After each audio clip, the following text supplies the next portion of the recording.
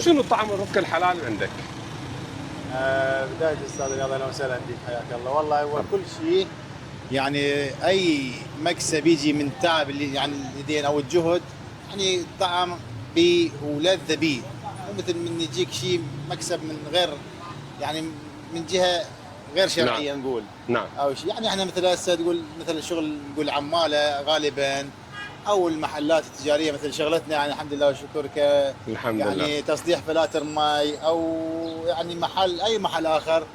يعني من ترجع بعدين تاخذ اي علاقه طعام لبيتك او لعيالك، تحس سبحان الله بها انه اكله هنيه. طبعا اكيد ايه. اكله هنيه، مو مثل اكيد. من يجيك رزق حرام ومن تنام. ومن تنام يعني خالي البال، مرتاح، نفسيتك مرتاحه ورب العالمين راضي عليك، نعم. وانت يعني نفسيتك مرتاحه.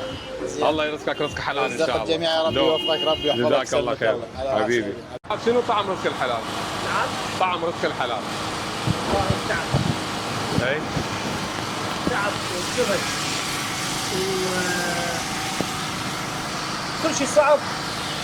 رزق الحلال، رزق الحلال صعب استاذ رياض. بس تاليه. شنو؟